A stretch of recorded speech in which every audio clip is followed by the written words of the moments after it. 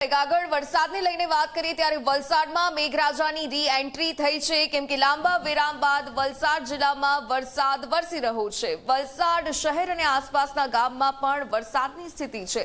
આ સાથે વરસાદ પડતા ધરતીપુત્રોમાં પણ હાલમાં ખુશીનો માહોલ જોવા મળી રહ્યો છે।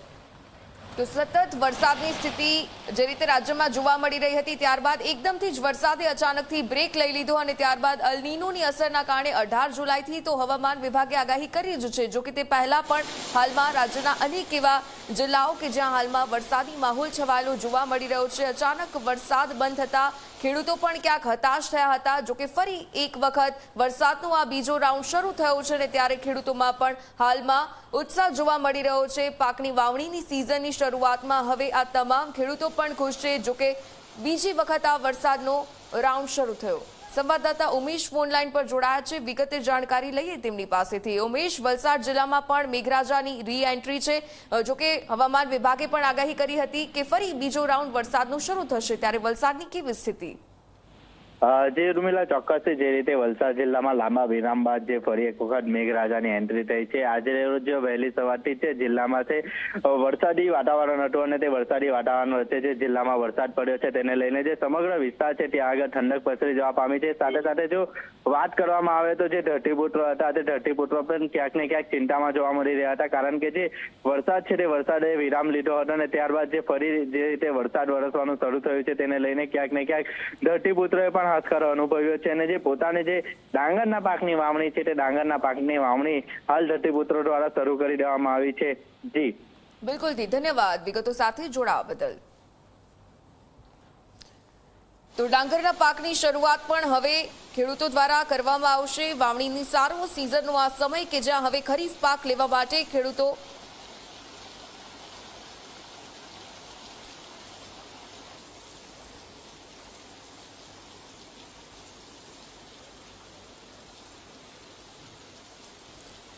તો વાપીમાં પણ છેલ્લા કેટલાક દિવસથી આ વરસાદી માહોલની રાહ જોવાઈ રહી હતી। ફરી એક વખત વાપી પંથકમાં વરસાદનો બીજો રાઉન્ડ શરૂ થયો છે। અઠવાડિયાના વિરામ બાદ મેઘરાજા ફરી પધાર્યા છે। વરસાદ પડતા ખેડૂતોમાં પણ ઉત્સાહનો માહોલ જોવા મળી રહ્યો છે। આ સમગ્ર દ્રશ્યો વાપીના છે કે જ્યાં પણ હાલમાં વરસાદની સિઝનની શરૂઆત આખરે બીજો રાઉન્ડ શરૂ થઈ ચૂક્યો છે। વાપી જિલ્લામાં વરસાદની માહોલ અને આ ધમાકેદાર વરસાદની ઇનિંગ હવે બીજી વખત શરૂ થઈ। છેલ્લા 24 કલાકમાં રાજ્યના અનેક એવા જિલ્લાઓ કે જ્યાં સાર્વત્રિક વરસાદ નોંધાયો છે, તો જે રીતે આ વાપીના દ્રશ્યો સામે આવ્યા, વાપીમાં પણ વરસાદ ફરીથી શરૂ થયો। સંવાદદાતા નિલેશ ફોન લાઈન પર જોડાયેલા છે। નિલેશ, જે રીતે વાપી પંથકમાં પણ ફરી એક વખત વરસાદી રાઉન્ડની શરૂઆત, શું જાણકારી?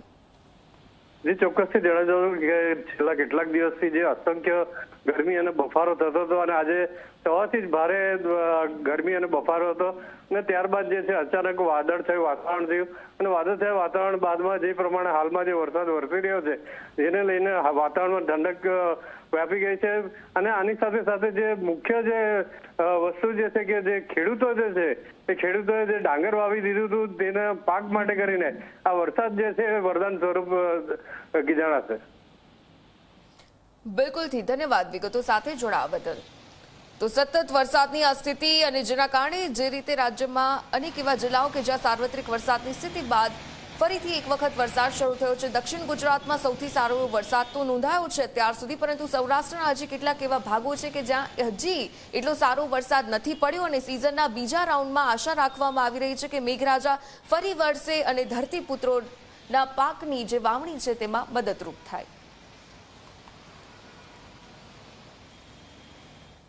તો વિરામ બાદ ભરૂચ જિલ્લામાં પણ વરસાદનું આગમન થયું। ભરૂચ જિલ્લામાં વરસાદી માહોલ છવાયેલો જોવા મળ્યો। અંકલેશ્વરના અલગ અલગ વિસ્તારમાં વરસાદ વરસી રહ્યો છે।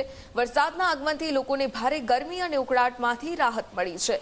વરસાદી વાતાવરણથી ખેડૂતોમાં પણ આનંદની લાગણી હાલમાં તો જોવા મળી રહી છે।